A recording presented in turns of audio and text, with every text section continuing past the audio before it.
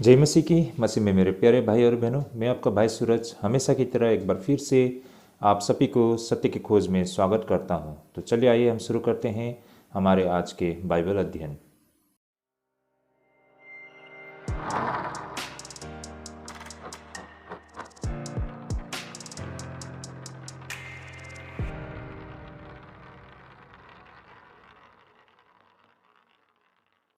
तो एक बार फिर से आप सभी का स्वागत है हमारे आज के बाइबल अध्ययन में। भाई और बहनों, हमारा आज का जो बाइबल अध्ययन करने का रहेगा वो मत्ती रचित सुसमाचार 26 अध्याय 14 से 16 और 20 से आगे हम अध्ययन करेंगे। तो कुल मिलाकर आज हमारा 2 विषय रहेगा। भाई और बहनों, आप सभी अंत तक बने रहिएगा। हम बिल्कुल व्यवहारिक शिक्षा और every chapter to chapter, verse to verse हम बाइबल अध्ययन करते हैं। बिल्कुल प्रैक्टिकल टीचिंग पर हम ध्यान केंद्रित करते हैं भाई और बहनों, और हम पूरी कोशिश करते हैं इससे संबंधित, इन वचनों से संबंधित जो तथ्य है, जो सत्य है, उसे आपके समक्ष रखें। तो भाई और बहनों, अंत तक बने रहिएगा।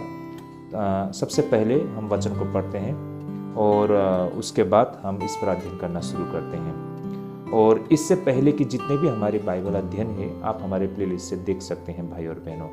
और साथ ही भाई और बहनों, अगर आप पहली बार हमारे इस बाइबल अध्ययन को देख रहे हैं तो ज़रूर भी इसे सब्सक्राइब करें ताकि आप तक सही समय पर हमारे नोटिफिकेशन पहुंच सके और हमारे बाइबल अध्ययन आपसे मिस ना हो जाए। तो यही कारण भाई और बहनों, सब्सक्राइब भी करें और जो बेल का आइकॉन है उसे दबा के रखिए ताकि नोटिफिकेशन सही समय पर आप तक पहुंच सके। तो चलिए हम शुरू करते हैं। हमारे आज के जो विषय हैं, हमारा 2 विषय रहेगा। पहला विषय, आखिर यहूदा इस्करियोती ने प्रभु यीशु मसीह को क्यों धोखा दिया था। आज इस विषय पर हम अध्ययन करेंगे भाई और बहनों। काफ़ी रोचक विषय हैं। हमने पिछले अध्ययन से प्रभु यीशु मसीह की आखिरी कार्य की पीड़ा की शुरुआत को हमने होते हुए देखा है। तो प्रभु यीशु मसीह के आखिरी कार्य से संबंधित ये हमारा बाइबल अध्ययन रहेगा, क्योंकि हम मत्ती के बिल्कुल अंतिम में आ चुके हैं। और इसी संदर्भ में ये हमारा विषय है, आखिर यहूदा इस्करियोती ने प्रभु यीशु मसीह को क्यों धोखा दिया था। क्या कारण होगा यहूदा इस्करियोती ने प्रभु यीशु मसीह को धोखा दिया था, इसके पीछे क्या कारण हो सकते हैं, इस पर हम अध्ययन करेंगे। हमारा दूसरा विषय रहेगा, प्रेम की आखिरी विनती। यहाँ पर प्रभु यीशु मसीह आखिरी बार विनती करते हुए दिखाई पड़ते हैं। इससे हम क्या सीख सकते हैं, हमारे लिए क्या संदेश है, इसे भी आज हम समझने के लिए कोशिश करेंगे। तो काफ़ी रोचक विषय हैं। इससे हमारे आत्मिक जीवन के लिए बहुत अच्छा संदेश मिलता है भाई और बहनों। तो अंत तक बने रहिएगा। तो हमारा आज का जो पहला विषय रहेगा, आखिर यहूदा इस्करियोती ने यीशु को क्यों धोखा दिया था। क्या कारण होगा जो 12 चेलों में से एक यहूदा इस्करियोती, जिन्होंने प्रभु यीशु मसीह को धोखा दिया था, इसके पीछे के कारण को हम समझने के लिए कोशिश करते हैं। वचन अध्ययन करने का रहेगा मत्ती रचित सुसमाचार 26 अध्याय 14 से 16 पद तक। तो आइए हम पहले वचन को पढ़ लेते हैं और इसी वचन पर आधार करते हुए हमारे अध्ययन को आज हम आगे बढ़ाते हैं।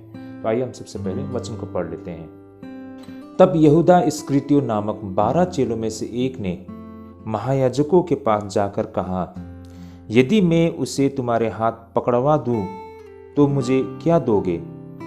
उन्होंने उसे 30 चांदी के सिक्के तोलकर दे दिए और वह उसी समय से उसे पकड़वाने का अवसर ढूंढने लगा। ओके, आमीन। तो ये था हमारा आज का जो वचन, जिस पर आज हमें अध्ययन करना है। तो भाई और बहनों, इससे पहले के जो हमारे अध्ययन थे उसमें हमने देखा था कि किस तरह जो यहूदी अधिकारी थे वे प्रभु यीशु मसीह को गिरफ्तार करने के लिए मौके की तलाश में थे। वे उस तरीके को खोज रहे थे कि किस तरह प्रभु यीशु मसीह को गिरफ्तार कर ले। देखिए भाई और बहनों, हमने देखा था कि जो ये धार्मिक संसार के लोग थे वे पर्व के समय में यीशु मसीह को गिरफ्तार करना नहीं चाहते थे। लोगों के सामने वे प्रभु यीशु मसीह को गिरफ्तार करना नहीं चाहते थे, क्योंकि वे डरते थे कहीं इससे दंगा ना फैल जाए ना, लोग भड़क ना जाए। क्योंकि पर्व के समय पर, यानी कि फसह के पर्व के समय पर सारे संसार से जो यहूदी मत के लोग आया करते थे, क्योंकि उनके लिए तीर्थ स्थान था। तो सारे संसार से लाखों, ऐसा कहा जाता है कि 26 से 27 लाख लोग ये फसह के पर्व में इकट्ठा होते थे। और बहुत सारे लोग गलील से भी आया करते थे और बहुत सारे लोग प्रभु यीशु मसीह को जानते और पहचानते थे और उनके लिए प्रभु यीशु मसीह भविष्यवक्ता थे। वे प्रभु यीशु मसीह को भविष्यवक्ता मानते थे और प्रभु यीशु मसीह को इन लोगों के सामने गिरफ्तार करना, ये उन धार्मिक संसार के लोगों के लिए बहुत बड़ा चुनौती होना था, क्योंकि अगर वे प्रभु यीशु मसीह को गिरफ्तार कर लेंगे तो फिर लोग उनके विरोध में खड़े हो जाएंगे और वहाँ पर दंगा हो सकता था ना, लोग भड़क जा सकते थे। तो यही कारण है कि वे वो रिस्क लेना नहीं चाहते थे, है ना। यही कारण वे प्रभु यीशु मसीह को लोगों के सामने गिरफ्तार करना नहीं चाहते थे और यही कारण वे सही मौके के तलाश में थे। वे लोग सोच रहे थे कि किस तरह प्रभु यीशु मसीह को गिरफ्तार करें, इस पर वे लोग योजना बना रहे थे और उन्हें कोई चारा नहीं दिखाई दे रहा था उस समय ना, कि मतलब अगर वे प्रभु यीशु मसीह को गिरफ्तार कर लेंगे तो उन पर लोग मतलब उन पर भड़क जाएंगे। लेकिन अब यहाँ पर यहूदा इस्करियोती के इन धार्मिक संसार के लोगों के समक्ष आने से या उनसे मिल जाने से उनके लिए अब रास्ता साफ हो गया। यहूदा इस्करियोती जो 12 चेलों में से एक था ना, अब वो उन धार्मिक संसार के लोगों से मिल गए थे, है ना। अब उन लोगों के लिए ये रास्ता क्लियर हो गया था और साफ हो गया था। अब यहूदा इस्करियोती के माध्यम से प्रभु यीशु मसीह को वे पकड़ सकते थे। लेकिन अब यहाँ पर भाई और बहनों एक बहुत बड़ा प्रश्न आता है कि आखिर यहूदा ने प्रभु यीशु मसीह को धोखा क्यों दिया था? वो तो 12 चेलों में से एक था। भाई और बहनों, आज इसे हम समझने के लिए प्रयास करते हैं। यहाँ पर कुछ ऐसे बिंदु है ना, ऐसे पॉइंट है जिसे मैं आप सभी के समक्ष रखना चाहूँगा। देखिए, आमतौर पर जो हम सब मानते हैं और हम सबका ये अध्ययन पर यह आधारित है कि यहाँ पर यहूदा का यीशु को धोखा देने के पीछे का सबसे बड़ा कारण उसका लोभ हो सकता है, उसका लालच हो सकता है। ज्यादातर लोगों का यही मानना है। देखिए भाई और बहनों, ऐसा हम क्यों कह रहे हैं? हमने मत्ती और मरकुस के अनुसार बेथानी में प्रभु यीशु मसीह को मरियम द्वारा इत्र से अभिषेक करते हुए हमने देखा था। ऐसा उन्होंने क्यों किया था, किस लिए किया था, इस पर हमने विस्तार से अध्ययन किया है। आप हमारे पिछले अध्ययन में जाके इस विषय को समझ सकते हैं। एनीवे, यहाँ पर हम देख पाते हैं कि मरियम ने इत्र से प्रभु यीशु मसीह का अभिषेक किया था ना, वो इत्र को प्रभु यीशु मसीह के सर पे डाला था और इत्र लगाया था। तो ये उनका एक प्रेम दिखाने का प्रक्रिया था। तो भाई और बहनों, इसका विरोध किया गया था, है ना। चेलों में से किसी का कहना था कि इस इत्र को बेचकर गरीबों को दिया जा सकता है और ऐसा माना जाता है कि ये विरोध करने वाला यहूदी इस्करियोती ही था। तो भाई और बहनों, इस विषय को जब यूहन्ना अपने सुसमाचार में कहता है तो वह कहता है कि यहूदा ने मरियम द्वारा इत्र की यीशु पर उड़ेल डालने का विरोध इसलिए किया क्योंकि वह एक चोर था और संदूक से पैसे चुराया करता था। आइए इसे हम वचन के माध्यम से ही देखते हैं। यूहन्ना 12 अध्याय 4 से लेकर 6 पद में इस घटना को दर्ज किया गया है। आइए मैं इसे आप सभी के समक्ष पढ़ना चाहूँगा। जैसे कि यहाँ लिखा है, परंतु उसके चेलों में से यहूदा इस्करियोती नामक एक चेला जो उसे पकड़वाने पर था, कहने लगा, यह इत्र 300 दिनार में बेचकर कंगालों को क्यों न दिया गया? उसने यह बात इसलिए न कही कि उसे कंगालों की चिंता थी, परंतु इसलिए कि वह चोर था और उसके पास उनकी थैली रहती थी और उसमें जो कुछ डाला जाता था वह निकाल लेता था। तो भाई और बहनों, यहाँ से हमें जो समझ प्राप्त होती है ये ऐसा है कि शायद ये यहूदा इस्करियोती उन 12 चेलों में से उनका कोषाध्यक्ष हो सकता है ना, ट्रेजरर, क्योंकि उसके पास सारे रुपए के हिसाब किताब रखा जाता हो, है ना, क्योंकि उनको भी खर्च करना पड़ता था। तो शायद जितने भी और जहाँ से भी जो भी रकम आती शायद यहूदा इस्करियोती के साथ रहता था। लेकिन वो क्या करता था कि उस पैसे को ईमानदारी से खर्च करने के बजाय, है ना, सेवकाई में खर्च करने के बजाय उस पैसे में से कुछ पैसे निकाल कर वो खुद के लिए रख लिया करता था। यानी कि कहने का मतलब वो पैसे को चुराया करता था। जो सेवकाई के लिए होता था उस रुपए पैसे को वो चुरा कर अपने खुद के लिए रखा करता था। तो शायद ये बातें प्रभु यीशु मसीह के चेलों को भी पता थी, है ना, और वे जानते थे कि यहूदा इस्करियोती इस प्रकार का हरकत को क्या करते हैं। तो उनको इसकी समझ थी होगी, और यही कारण यहाँ पर विस्तार से भी लिखा गया है। और यहाँ पर उसने मरियम का विरोध जो किया था इत्र को लेकर, ये एक अच्छे नियत के साथ उसने इसका विरोध नहीं किया था कि मतलब ये इत्र को बेचकर कंगालों को दिया जाए, बल्कि उसका नियत ये था कि अगर इसे बेच दिया जाए तो ये रकम उनके पास ही आएगा और उसमें से वो कुछ पैसे चुरा सकता था। तो उसका लालच यहाँ पर दिखाई देता है ना, मतलब नकारात्मक सोच, और इसके पीछे उसका नियत सही नहीं था।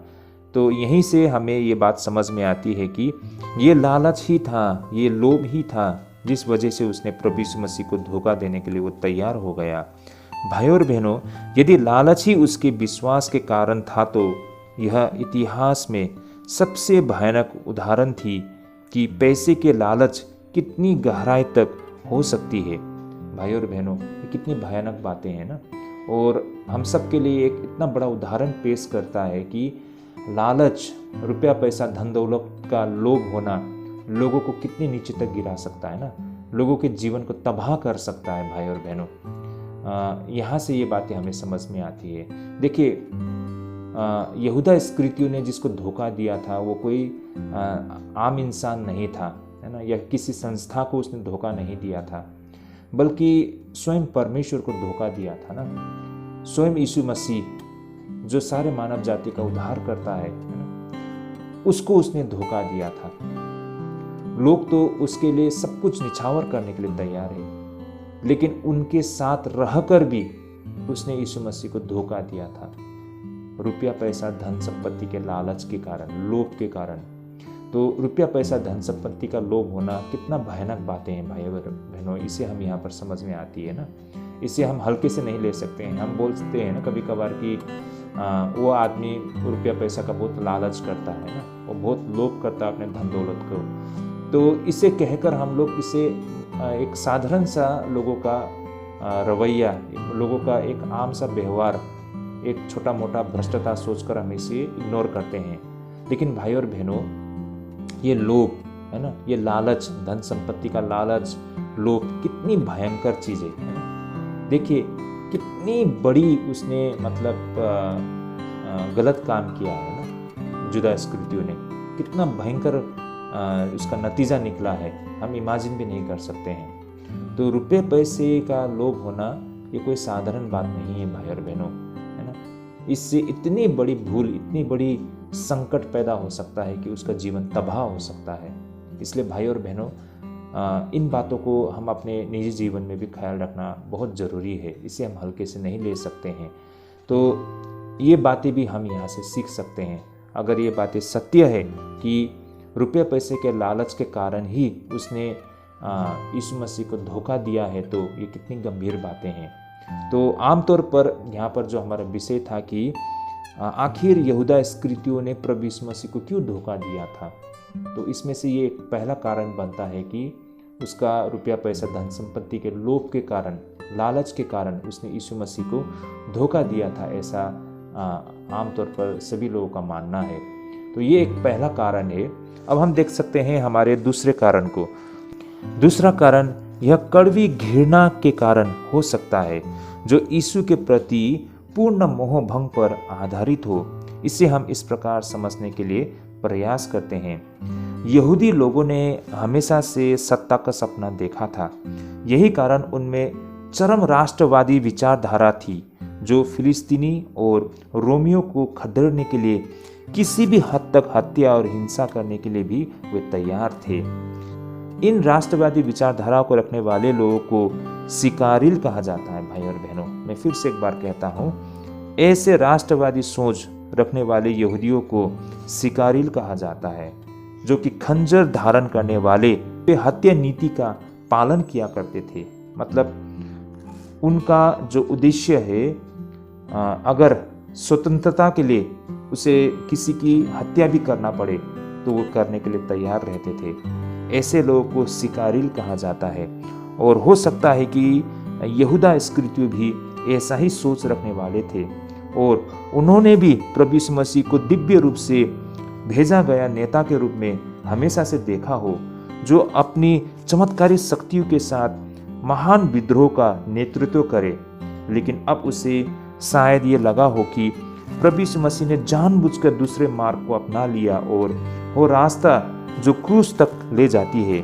और इस प्रकार यीशु को लेकर यहूदा इस्करियोती का ये कड़वी निराशा के कारण मोहभंग में बदल गई होगी, जो आगे जाकर नफरत में तब्दील होकर यीशु की हत्या की तलाश करने के लिए प्रेरित किया हो, जिससे उसने एक समय में बेहद उम्मीद लगाई थी। भाई और बहनों, यहूदा इस्करियोती ने प्रभु यीशु मसीह से इसलिए नफरत की होगी क्योंकि वह ऐसा मसीह नहीं था जो वो हमेशा से चाहता था। तो भाई और बहनों, इसी कारणवश उसने प्रभु यीशु मसीह से घृणा की होगी, है ना, और उसे हत्या करने के लिए उसने ये साजिश रचा। भाई और बहनों, तो ये एक दूसरा पहलू है कि क्या कारण हो सकता है कि यहूदा इस्करियोती ने प्रभु यीशु मसीह को धोखा दिया होगा।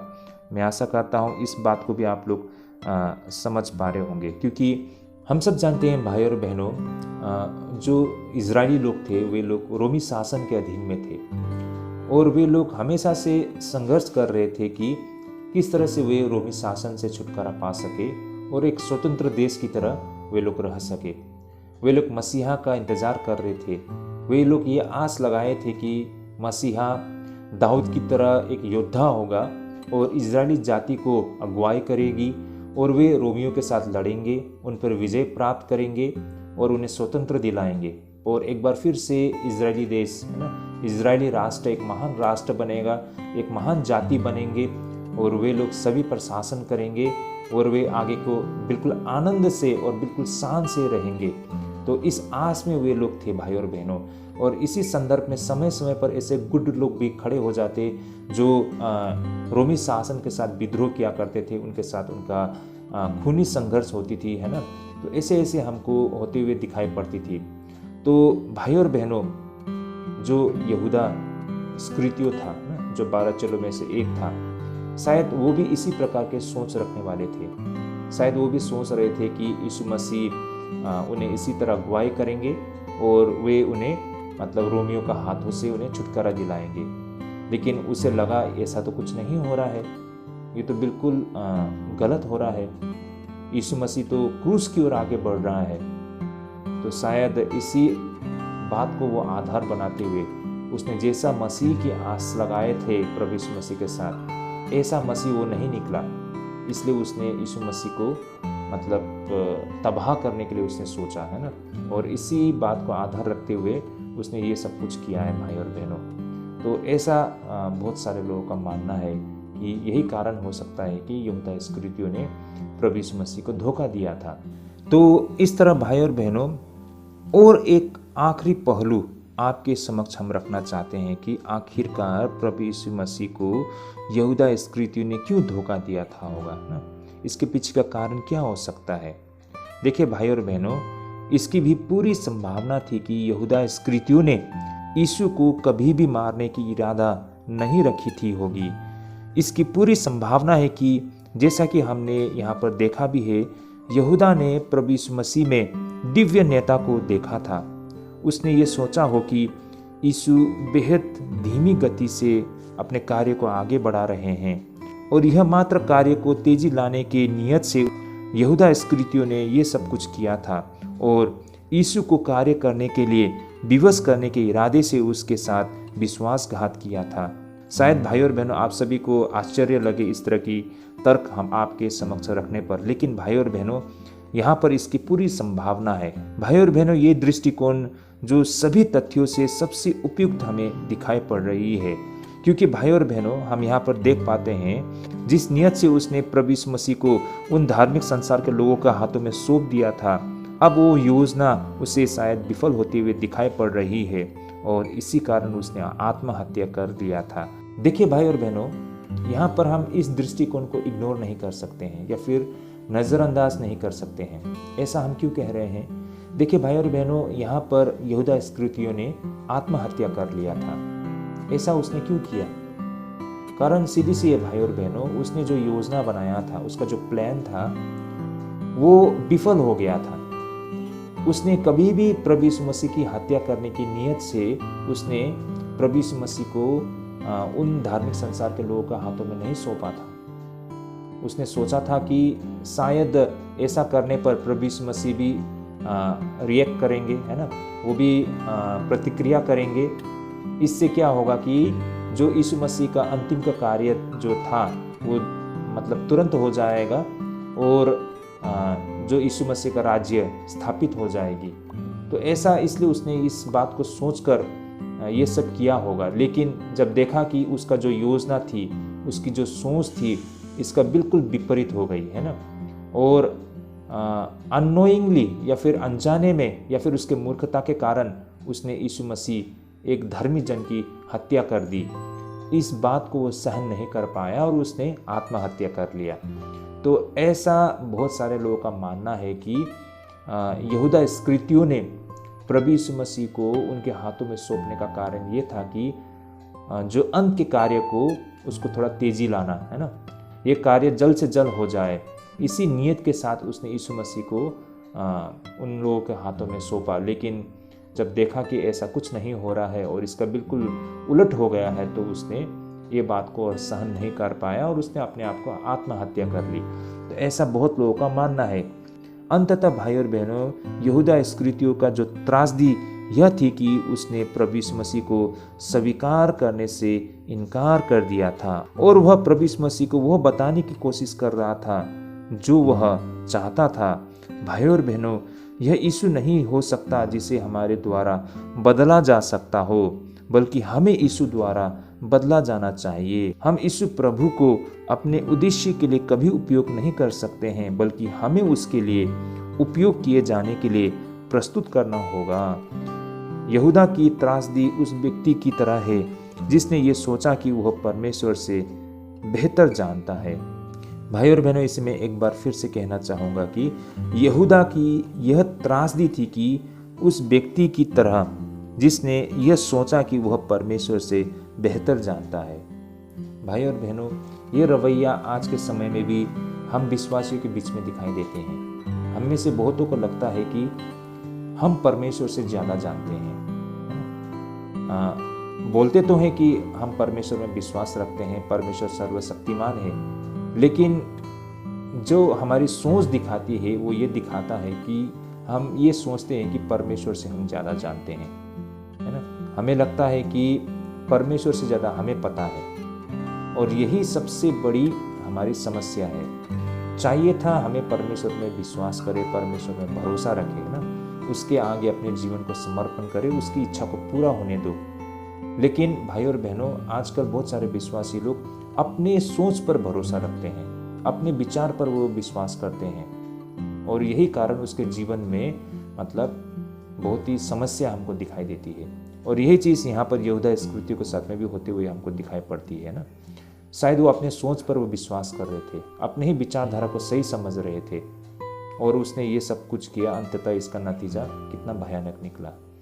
तो ये था हमारा आज का पहला विषय और हमने देखा है कि इस विषय से जो हमारा विषय था कि आखिरकार यहूदा इस्करियोती ने प्रभु यीशु मसीह को धोखा क्यों दिया था, इसके पीछे कारण क्या हो सकता है।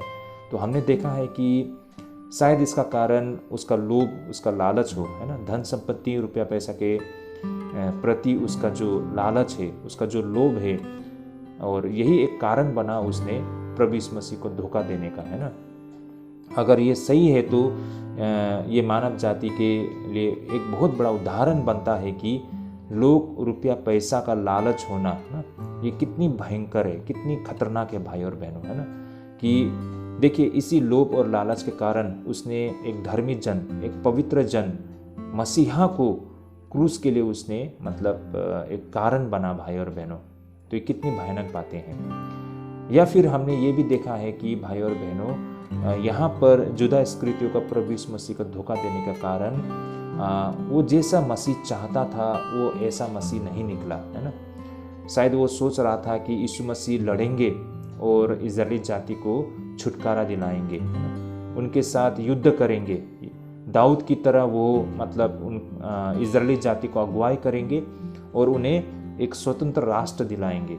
लेकिन ये तो उसका बिल्कुल विपरीत होते हुए उसको दिखाई पड़ा ना। यीशु मसीह तो क्रूस की ओर आगे बढ़ रहे हैं। तो यही कारण उसने यीशु मसीह को तबाह करने का ये निर्णय लिया। या फिर ऐसा भी माना जाता है कि उसने प्रभु यीशु मसीह को इसलिए धोखा दिया क्योंकि वो चाहते थे कि ये कार्य बड़ी तेज़ी से आगे बढ़े, क्योंकि उसको लगा हो कि ये बहुत धीमी गति से आगे बढ़ रहा है। तो ये कार्य को तेज़ी लाने के लिए उसने प्रभु यीशु मसीह को उन लोगों का हाथ में सौंप दिया। लेकिन जब देखा कि ये सही नहीं हो रहा है, जैसा उसने सोचा था, जैसा उसने चाहा था, इसका बिल्कुल विपरीत हो रहा है, तो उनको ये बातें रियलाइज़ हो गया। उसको इसके लिए बहुत शर्मिंदा और उसको दुखी और उसको पछतावा हुआ, और यही कारण उसने आत्महत्या कर लिया। तो ऐसे 3 कारण हो सकता है जिस वजह से यहूदा इस्करियोती ने प्रभु यीशु मसीह को धोखा दिया था, ऐसा विशेषज्ञों का मानना है भाई और बहनों। तो यहाँ से ये सारे बातें हम अध्ययन से जान सकते हैं, और चाहे कोई भी सही हो, लेकिन इसमें से हम कुछ न कुछ हमारे लिए भी संदेश मिलती है कि हमें रुपया पैसे का लालच नहीं करना चाहिए, है ना, या फिर हमें प्रभु में पूरा यकीन करना चाहिए, पूरा भरोसा करना चाहिए, उस पर पूरा विश्वास करना चाहिए, और वो जो मार्ग हमें दिखा रहा है उसी मार्ग में आगे बढ़ना चाहिए। और या फिर हमें ये भी सीखने की अवसर मिलता है कि हम अपने विचार पर विश्वास ना करें, अपने सोच और विचार पर भरोसा ना करें, बल्कि हम प्रभु के विचारधाराओं में विश्वास करें, उसके शिक्षा पर हम भरोसा करें, और उस पर हम विश्वास करते हुए अपने आप को समर्पण करें। ये बातें हमने पहले विषय से हमने सीखा है भाई और बहनों। होपफुली ये हम सबके आत्मिक जीवन के लिए ढेरों लाभदायक होगी। अब हम आगे बढ़ते हैं हमारे आज के दूसरे विषय की ओर। जैसे कि हमारा आज का दूसरा विषय था भाई और बहनों, प्रेम की आखिरी विनती। भाई और बहनों, यहाँ पर परमेश्वर उन हर एक जन से प्रेम के साथ विनती करते हुए हमको दिखाई पड़ती है। परमेश्वर का हम मनुष्य जाति को हर समय वो रोकने के लिए कोशिश करते हैं, लेकिन जिस तरह एक इंसान दूसरे इंसान को रोकने के लिए कोशिश करते हैं, इस तरह नहीं, बल्कि परमेश्वर का कार्य करने के तरीके कुछ अलग होते हैं। इसे आज हम समझने के लिए कोशिश करते हैं। देखिए भाई और बहनों, हमारे मन में प्रश्न आता है कि यहूदा इस्करियोती को परमेश्वर ने क्यों नहीं रोका, है ना? उसे क्यों रोकने के लिए कोशिश नहीं की? उसके पापों को उसके सामने क्यों नहीं रखा? अगर ऐसा होता तो शायद यहूदा इस्करियोती इतनी बड़ी पाप नहीं करते। लेकिन भाई और बहनों, परमेश्वर का कार्य करने के तरीके कुछ अलग होते हैं, जिससे आज हम समझने जा रहे हैं। तो चलिए भाई और बहनों, सबसे पहले हम वचन को पढ़ लेते हैं। मत्ती रचित सुसमाचार 26 अध्याय 20 से लेके 25 पद तक रहेगा। आइए मैं सबसे पहले वचन को पढ़ लेता हूँ। यहाँ पर वचन इस प्रकार लिखा है, जब सांझ हुई तो वह बाहरों के साथ भोजन करने के लिए बैठा। जब वे खा रहे थे तो उसने कहा, मैं तुमसे सच कहता हूँ कि तुम में से एक मुझे पकड़वाएगा। इस पर वे बहुत उदास हुए और हर एक उससे पूछने लगा, हे गुरु, क्या वह मैं हूँ? उसने उत्तर दिया कि जिसने मेरे साथ थाली में हाथ डाला है वही मुझे पकड़वाएगा।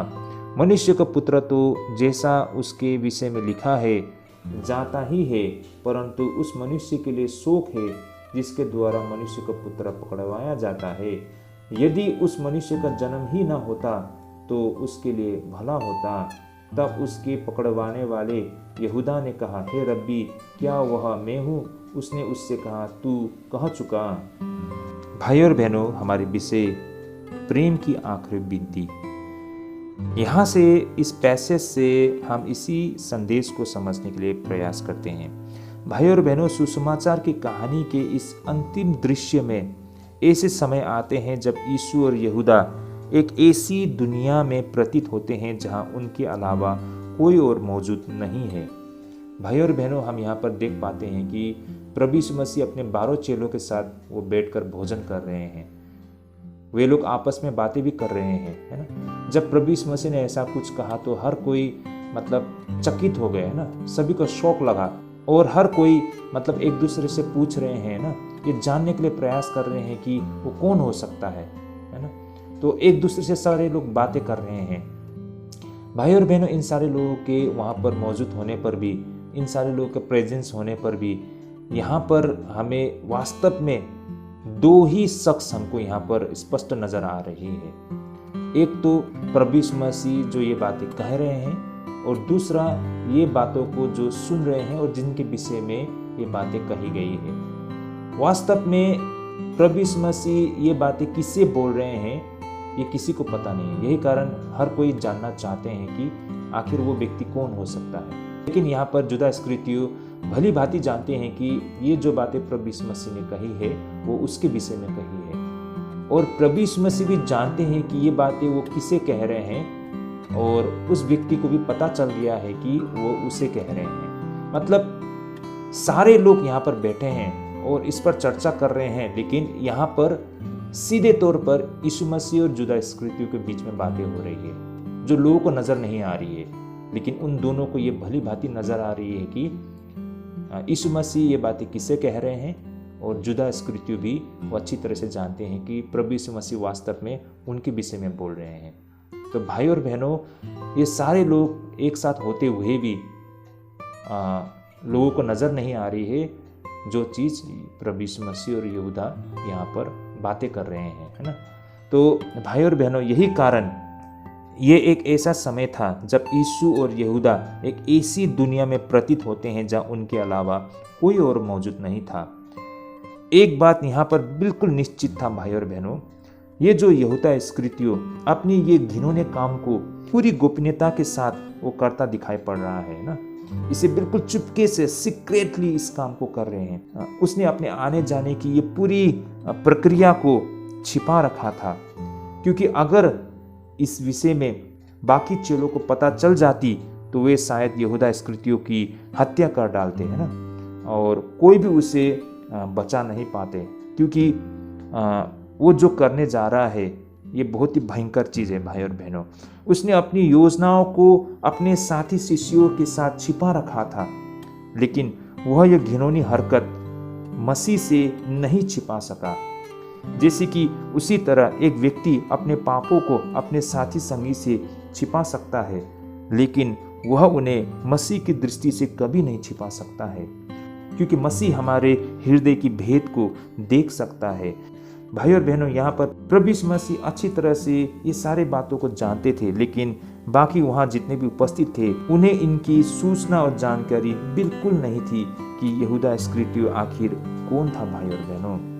भाई और बहनों, इस घटना से हमारे लिए और आपके लिए जो संदेश आती है वो ये है कि हम परमेश्वर से कुछ भी बातें छिपा नहीं सकते हैं। जैसे कि हम अपने पति अपने पत्नी से बहुत सारे बातें छिपाते हैं ना, हम अपने बच्चों से बहुत सारे बातें छिपाते हैं, बच्चे भी माता पिता से बहुत सारे बातें छिपाते हैं। एक ही परिवार के सदस्य होते हुए भी, एक ही घर में रहते हुए भी हम एक दूसरे से कुछ ऐसी गोपनीय बातों को छिपाने में सफल हो जाते हैं, है ना।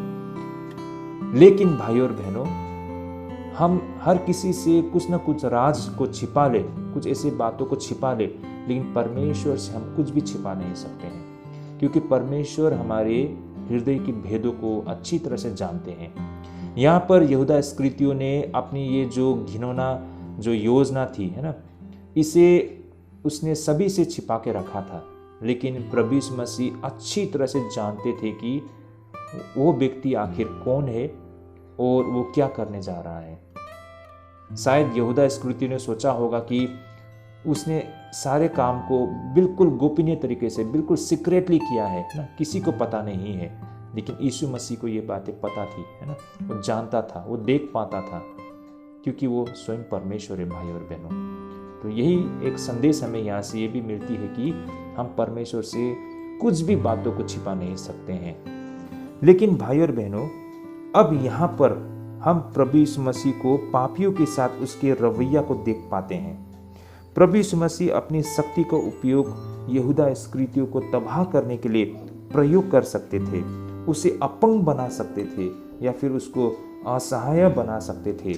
इतना ही नहीं बल्कि उसकी हत्या भी कर सकते थे, है ना, उसे मृत्यु दंड भी दे सकता था।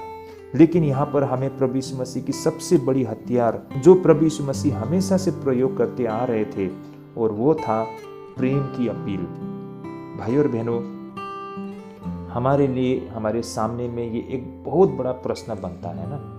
हम सोच सकते हैं, या फिर हम ऐसा हमारा मन में ये ख्याल आ सकता है कि अगर प्रभु यीशु मसीह जानते थे कि वो यहूदा इस्करियोती है ना, तो फिर प्रभु यीशु मसीह ने उसी समय क्यों धर दबोच नहीं लिया, है ना। देखिए भाई और बहनों, जैसा मैंने पहले भी कहा, प्रभु यीशु मसीह चाहे तो बहुत कुछ कर सकते थे। उसे अपंग बना सकते थे, उसे ऐसी स्थिति में ला सकते थे कि मतलब असहाय उसे बना सकता था, है ना, या फिर उसको मृत्यु दंड भी दे सकता था, ना, उसे उसी वक्त वो मार डाल सकता था। लेकिन भाई और बहनों, प्रभु यीशु मसीह ने ऐसा कुछ नहीं किया। देखिए भाई और बहनों, हम में से आम लोगों की सोच ऐसी हो सकती है कि अगर हमारे पास पावर हो तो उस पावर को हम किसी को भी दबाने के लिए इस्तेमाल कर सकते हैं, ना, उसको अपने कंट्रोल में रखने के लिए, उसकी हत्या करने के लिए, है ना, उसको दबाने के लिए हम प्रयोग कर सकते हैं। लेकिन प्रभु यीशु मसीह के पास में ये सारे शक्ति थी, लेकिन प्रभु यीशु मसीह ने उससे भी बड़ी जो हथियार थी उसकी, वो है प्रेम, उसका प्रयोग किया है। भाई और बहनों, दुनिया में लोगों को लगता है कि सबसे बड़ा हथियार, दुनिया की सबसे बड़ी बड़ी ये ताकतें, है ना, ये हथियार, बॉम्ब, मिसाइल, बंदूक, ये सारी चीज़ उसके सबसे बड़े हथियार है सोचते हैं। लेकिन भाई और बहनों, दुनिया का सबसे बड़ा हथियार तो प्रेम है। प्रेम से हम किसी भी इंसान को अपने काबू में ला सकते हैं।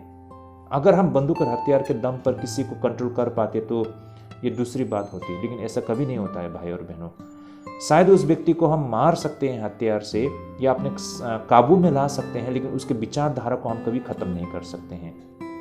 लेकिन प्रेम इंसान की सोच को, उसके नजरिया को बदल सकता है। भाई और बहनों, तो यही चीज ये साबित करता है कि प्रेम दुनिया का सबसे बड़ा हथियार है।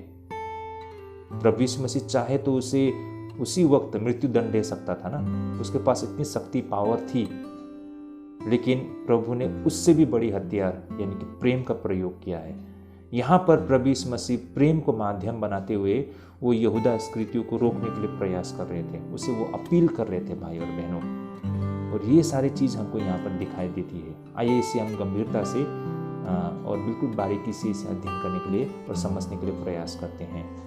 देखिए भाई और बहनों, यह वो सम्मान है जो परमेश्वर मनुष्य को स्वतंत्र इच्छा देती है, क्योंकि परमेश्वर मनुष्य से कभी भी जबरदस्ती नहीं करता है, परमेश्वर मात्र अपील करता है। ये बातों को हमें समझना होगा।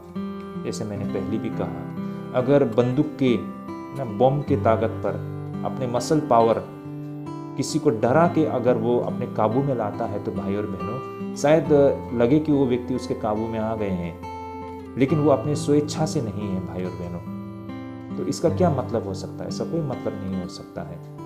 यही कारण परमेश्वर यहूदा इस्करियोती को जोर जबरदस्ती नहीं करते हैं, है ना। अगर प्रभु यीशु मसीह ये बात को खुल के बोल देते, उसे पकड़ लेते, तो शायद वो उसी समय प्रभु यीशु मसीह से क्षमा मांगते, है ना, पश्चाताप करते, लेकिन वो स्वेच्छा से नहीं है। भाई और बहनों, वो मजबूरी से, डर के कारण उसने ये सब कुछ किया होता, तो इसका कोई मतलब नहीं होता। भाई और बहनों, ना, अंदर से उसने स्वेच्छा से परमेश्वर से प्रेम नहीं किया है, तो बाहर से वो क्षमा भी मांग ले, उसका कोई मायने नहीं रहता है। भाई और बहनों, यही कारण परमेश्वर मनुष्य को एक स्वतंत्र इच्छा देता है ना। आप और हमें परमेश्वर ने फ्रीडम दिया है। अब इस फ्रीडम को आप किस तरह इस्तेमाल करते हैं, ये हम पर निर्भर करता है ना। क्या इससे हम गलत तरीके से इस्तेमाल करते हैं या सही तरीके से? देखिए, परमेश्वर ने हमें फ्रीडम दिया है और परमेश्वर ने हमें अच्छा और बुरा ना, दोनों चीज को हमारे सामने रख दिया है। भला और बुरा दोनों हमारे सामने रख दिया है। अब हम किसे चुनते हैं ये हम पर निर्भर करता है ना। हम इस डर से अच्छाई को चुनते हैं तो फिर इसका कोई मायने नहीं रहता है, क्योंकि हमारा विचारधारा वही है। लेकिन हम स्वेच्छा से अगर हम अच्छाई को चुनते हैं तो परमेश्वर उसे पसंद करते हैं। तो यही कारण प्रभु यीशु मसीह ने यहूदा इस्करियोती को जोर जबरदस्ती नहीं किया, उसके सामने सच्चाई को रखा। अब ये यहूदा इस्करियोती पर निर्भर करता है, उससे स्वतंत्र सोच दी गई है और उसने स्वेच्छा से गलत चीज को चुना है और उसको सजा उसको मिलेगी। भाई और बहनों, ये सच है, ये हकीकत है। भाई और बहनों, तो प्रभु इस तरह से कार्य करता है, ये बातों को हमें समझना होगा। देखिए, परमेश्वर कभी भी हमारे सामने प्रकट होके हमको ये बुरा काम है इसे मत करो, ये अच्छा काम है इसे करो, इस तरह से प्रभु हमारे जीवन में कभी कार्य नहीं करते हैं ना। हमें से बहुत लोगों को ऐसा लगता है कि शायद प्रभु हमारे सामने प्रकट होकर हमें बोल देते हैं कि ये मत करो, ये करो, तो शायद हम नहीं करते। या फिर इसे करते। तो भाई और बहनों, अगर इस तरह प्रभु हमारे सामने प्रकट होकर करते हैं तो हम इसलिए ये बुरे काम को नहीं छोड़ रहे हैं क्योंकि हम उससे नफरत कर रहे हैं और अच्छे काम को स्वीकार कर रहे हैं क्योंकि उससे हम प्रेम कर रहे हैं, बल्कि हम ये अच्छे काम को इसलिए स्वीकार कर रहे हैं क्योंकि यीशु मसीह हमारे सामने प्रकट हो गया है ना। हमने दिल से स्वेच्छा से इस काम को नहीं चुना है। तो भाई और बहनों, इससे तो हम परिवर्तन व्यक्ति नहीं बोल सकते हैं ना। तो इसलिए प्रभु इस तरह कभी कार्य नहीं करते हैं। तो हम में से बहुत लोगों को लगता है कि प्रभु यीशु मसीह हमारे सामने खड़े होकर क्यों नहीं बोल देते हैं, काम तो आसान हो जाती ना। भाई और बहनों, परमेश्वर इस तरह कभी कार्य नहीं करते हैं। परमेश्वर ने हमें स्वतंत्र सोच दी है और प्रभु ने हमारे सामने भला और बुरा हमारे सामने रख दिया है। अगर हम स्वेच्छा से भलाई को चुनते हैं तो ये एक प्रमाण है कि हम एक नए इंसान हैं ना, और हमने सच्चाई को चुना है, हमने परमेश्वर को चुना है। अगर हम नकारात्मक चीज को चुनते हैं तो ये दिखाता है कि हम भ्रष्ट इंसान हैं, हम भ्रष्ट इंसान ही बन के रहना चाहते हैं, है ना। तो हम प्रभु के निकट आने योग्य नहीं है। तो परमेश्वर ऑप्शंस देते हैं हमारे सामने। तो परमेश्वर का कार्य करने का तरीके ये है, इस बात को हमें समझना होगा। बहुत सारे लोग इन बातों को समझ नहीं पाते हैं। यही कारण हमारे आत्मिक जीवन में हमें समस्या होती हुई हमको दिखाई पड़ती है भाई और बहनों। तो यहाँ पर अब हमको दिखाई पड़ती है कि प्रभु यीशु मसीह किसी व्यक्ति को पाप करने से रोकना चाहता है। वह दो काम किया करते हैं और वो किस तरह से करते हैं उसे हम समझने के लिए प्रयास करते हैं भाई और बहनों, क्योंकि हमने यहाँ पर यहूदा इस्करियोती के साथ भी यही होते हुए हमको दिखाई पड़ती है ना। प्रभु यीशु मसीह ने ऐसा नहीं है कि यहूदा इस्करियोती को रोकने के लिए कोशिश नहीं की है।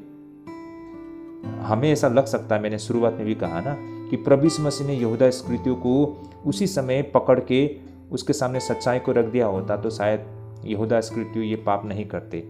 लेकिन प्रभु इस तरह कार्य नहीं करते हैं। प्रभु लोगों के सामने में ऑप्शंस रखते हैं, उन्हें महसूस कराते हैं, उन्हें रियलाइज कराते हैं ताकि वे सही निर्णय को ले सके। तो वो कौन सी प्रक्रिया है भाइयों, इससे हम समझने के लिए कोशिश करते हैं। सबसे पहले वह उसके पापों से सामना कराता है। भाई और बहनों, परमेश्वर किसी भी इंसान को उसके पापों से सामना कराता है। जैसे कि यहाँ पर प्रभु यीशु मसीह भी यहूदा इस्करियोती को उसके पापों से सामना कराते हुए हमको दिखाई पड़ते हैं। वो उसे रोकने की कोशिश करता है और उसे सोचने पर जोर देते हैं कि वो क्या कर रहा है। वो मानो उससे कहता है, देखो कि तुम क्या करने पर विचार कर रहे हो, क्या तुम वास्तव में ऐसा कुछ करने के लिए तैयार हो। ऐसा कहा जाता है कि पाप के विरुद्ध हमारी सबसे बड़ी सुरक्षा इसके द्वारा चौंकने में निहित है। भाई और बहनों, प्रभु यीशु मसीह बार बार उस व्यक्तियों को रोकते हैं ताकि वह महसूस करे और चौंक जाए। भाई और बहनों, तो ये सबसे बड़ी बात है भाई और बहनों कि परमेश्वर हमें यहाँ पर हमारे पापों से सामना कराते हैं। जब इंसान को यह एहसास होता है कि वो क्या करने जा रहा है, वो कितनी बड़ी भूल करने जा रहे हैं, कितनी बड़ी पाप करने जा रहे हैं, वो जो करने जा रहे हैं उस पाप को लेकर वो चकित हो जाते हैं ना, मतलब शौक लग जाता है कि उसने क्या करने के लिए इरादा रखा है। तो भाई और बहनों, उसी समय से उसकी सोच में परिवर्तन हमें दिखाई पड़ती है। वो तैयार हो जाता है कि उस मार्ग को छोड़ के किसी और मार्ग में आगे बढ़ने के लिए। लेकिन अगर कोई इंसान वो जो पाप कर रहा है उससे उसको कोई फर्क नहीं पड़ता है, उसे नहीं लगता है कि ये बुरा काम है ना, या फिर उसे नहीं लगता है कि वो जो करने जा रहा है ये कितनी बड़ी इसकी मतलब नतीजा निकलेगा, उसको इसका एहसास ही नहीं है और उससे उसको कोई फर्क ही नहीं पड़ता है, तो भाई और बहनों, उस व्यक्ति को कोई नहीं रोक सकता है। तो यहाँ पर परमेश्वर इंसान को उसके पापों से सामना कराता है और उस पाप को अगर वो व्यक्ति देखकर समझ जाता है कि वो क्या करने जा रहा है, तो वो व्यक्ति उस मार्ग को छोड़ के दोबारा से सच्चाई का मार्ग में लौट सकता है। यही कुछ प्रभु यीशु मसीह यहूदा इस्करियोती से भी करते हुए हमको दिखाई पड़ती है। अब वो दूसरा प्रक्रिया जो परमेश्वर मनुष्य को पाप करने से रोकते हैं वो ये है कि जैसे कि यहाँ पर हम देख पाते हैं, प्रभु यीशु मसीह स्वयं से उसका सामना कराते हैं, है ना। प्रभु यीशु मसीह स्वयं से उसका सामना कराते हैं। वो उस व्यक्ति को उसकी ओर देखने के लिए कहता है, मानो वो कह रहा हो, क्या तुम मेरी ओर देख सकती हो, और क्या वह काम करने के लिए बाहर जा सकता है जो तुम करने जा रहे हो। यहाँ पर प्रभु यीशु मसीह उस एक व्यक्ति को उस चीज की भव्यता से अवगत कराना चाहता है जो वह करने जा रहा है, और उस प्रेम से जो उसे ऐसा करने से रोकने के लिए जोर देती है। भाई और बहनों, बस यहीं पर हम पाप की वास्तविक भव्यता को उसके भयानक स्थिति में देख पाते हैं, क्योंकि प्रेम की यह अंतिम अपील के बावजूद यहूदा इस्करियोती चल पड़ा है, यहाँ तक कि उसका सामना उसके पापों से होने पर भी और उसका सामना मसीह के सामने पर होने से भी वह पीछे नहीं हटता है। उस भावुक हृदय का पाप उस व्यक्ति को जो क्षण भर के आवेश में गलत कामों में वो जाता है। भाई और बहनों, हमें कभी भी ऐसे पापों को छोटा मोटा पाप नहीं समझना चाहिए। इसके परिणाम बेहद भयंकर हो सकता है, लेकिन इससे भी बदतर घिनौना पाप जो वो जानता था कि यह क्या वो करने जा रहा है, और फिर इस तरह प्रभु यीशु मसीह के आंखों में प्यार के साथ सामना भी वो किया करता है, लेकिन फिर भी वह अपनी वही रास्तों को पकड़ लेता है। यह उसी तरह है जब हमारे बच्चे ये जानबूझकर हमारे दिलों को तोड़ते हैं, और वही कुछ यहूदा इस्करियोती ने भी प्रभु यीशु मसीह के साथ किया था। और दुख की बात यह है कि आज भी हम समय समय पर अक्सर प्रभु के साथ ये सब किया करते हैं। अब भाई और बहनों, यहाँ पर जो परमेश्वर की प्रक्रिया मानव जाति को पाप करने से रोकने को लेकर ये था कि परमेश्वर उस व्यक्ति को उसके साथ सामना कराता है ना। परमेश्वर उसे यह एहसास कराने के लिए कोशिश करता है कि तुम किसके विरोध में पाप कर रहे हो। क्या तुम परमेश्वर के खिलाफ जा सकते हो? क्या परमेश्वर के विरोध में तुम उठ खड़े हो सकते हो? अगर कोई व्यक्ति ये सारे चीज को देखते हुए भी, समझते हुए भी वो ये निर्णय लेता है कि उसको वो काम करना ही है, तो भाई और बहनों, इसका नतीजा बहुत बुरा होता है, जो हम यहाँ पर यहूदा इस्करियोती में भी होते हुए हमको दिखाई पड़ती है ना। उसने जानबूझकर ये सब देखते हुए, जानते हुए भी उसने प्रभु का खिलाफ गया है ना। उसने शायद उस रुपये के लालच के लिए, या फिर उसने जैसा सोचा था ऐसा नहीं हो पाया, या फिर उसने सोचा कि इस काम को बड़ी तेजी से आगे बढ़ाकर परमेश्वर का कार्य को तुरंत खत्म कर दे, यही कारण उसने ये सब कुछ किया हो सकता है। लेकिन ये बात को जानते हुए कि उसे परमेश्वर में भरोसा रखना है ना, उसे परमेश्वर की बातों को पालन करना है, तो ये सब जानते हुए भी उसने अपनी मन की बातों को सुना ना, अपने ही तरीकों को उसने चुना, और उसका नतीजा क्या होता है भाई और बहनों, है ना। उसने परमेश्वर का आज्ञा को तोड़ा है ना, उसने परमेश्वर के प्रति अवज्ञा की है, तो भाई और बहनों इसका नतीजा क्या होता है यहाँ पर हम देख पाते हैं। तो इस प्रकार भाई और बहनों, ये जो हमारा आज का विषय है, प्रेम की आखिरी विनती। भाई और बहनों, इस प्रेम की आखिरी विनती को किस तरह यहूदा इस्करियोती ने ठुकरा दिया था। जैसे कि हमने शुरू से देखा है ना, हमें ऐसा लग सकता है कि प्रभु यीशु मसीह ने यहूदा इस्करियोती को रोकने के लिए प्रयास किया होता तो शायद वो रुक जाते, लेकिन प्रभु यीशु मसीह ने ऐसा क्यों नहीं किया। ये आप और हमारा एक सामान्य सोच है, लेकिन भाई और बहनों, वास्तव में प्रभु यीशु मसीह ने अपने ही तरीके से उसे रोकने के लिए प्रयास किया है ना, और वही तरीके हर दिन परमेश्वर आप और हमसे भी करते हैं। परमेश्वर ऐसा नहीं है कि हमारे सामने प्रकट हो जाते हैं और वो हमें रोकने के लिए कोशिश करते हैं, या फिर हम ये नहीं बोल सकते हैं कि प्रभु आपने मुझे कभी रोकने के लिए कोशिश नहीं किया इसलिए मैंने पाप किया। भाई और बहनों, ऐसा हम कभी नहीं बोल सकते हैं।